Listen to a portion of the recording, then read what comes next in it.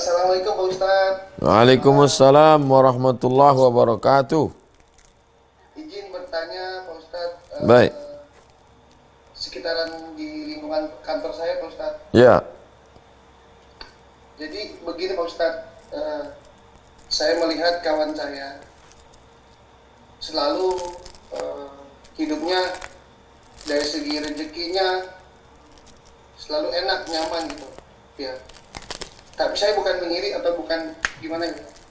Tapi dari sisi ibadah dia selalu mohon maaf kayak bolong-bolong gitu, kurang gitu. Tapi dia rezeki dia selalu mengalir gitu Ustaz. Nah, sedangkan saya gimana ya, mencoba lebih untuk ibadah bukan lebih baik dari dia, cuma saya berusaha lebih baik daripada dia. Insya Allah tepat waktu, selalu minta di tengah malam, tapi rezekinya masih lebih baik dia yang ibadahnya kurang. Nah, untuk itu bagaimana cara menyikapinya untuk diri saya, Ustaz? Demikian, terima kasih. Assalamualaikum warahmatullahi wabarakatuh. Waalaikumsalam warahmatullahi wabarakatuh.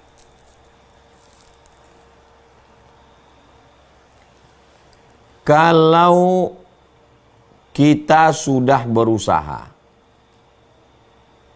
sudah ikhtiar, sudah belajar, sudah ibadah, sudah semuanya, dikasih Allah kap 70 yang kecepatannya tidak lebih dari 50 km per jam.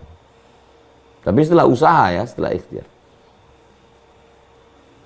Kemudian ada orang yang tidak usaha, dapat warisan bapaknya, dapat hasil judi, dapat hasil macam-macam, dapat yang kecepatannya 120.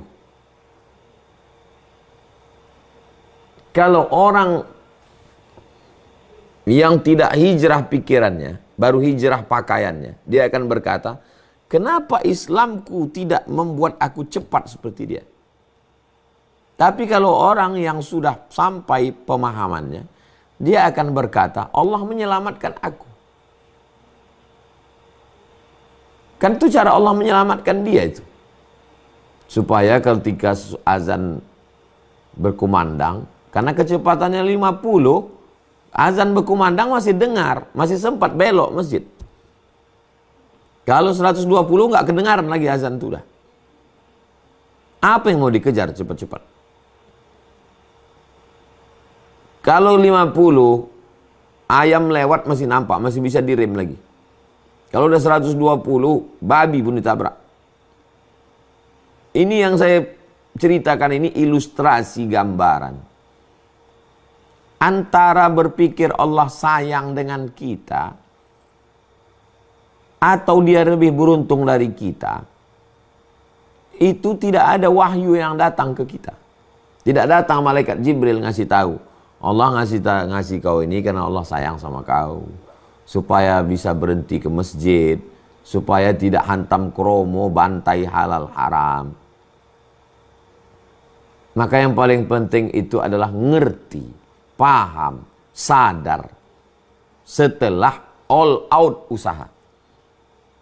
Saya tidak setuju juga dengan orang yang malas-malasan, lalu kemudian kajian kita malam ini melegitimasi kemalasannya. Itu yang membuat kemunduran umat Islam ini nanti.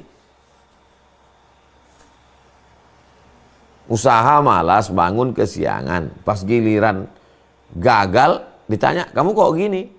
Ini kehendak Allah. Itu juga nggak betul. Nah, jadi saya mau yang bisnismen terus bisnis, yang mau ikut tes polisi, tentara terus lari pagi, olahraga. Tapi nanti setelah tes lulus, berarti Allah mau antum berjuang. Gagal, berarti menurut ilmu Allah ada tempat medan lain untuk berjuang. Itu yang saya maksudkan ini. Saya nggak mau kajian malam ini membuat kita jadi letoy loyo, umat Islam jadi mundur gara-gara ngaji malam ini. Tapi saya juga tidak mau orang menjadi semangat karena hawa nafsu. Demikian Bang Alvin. Wallahu a'lam bishawab.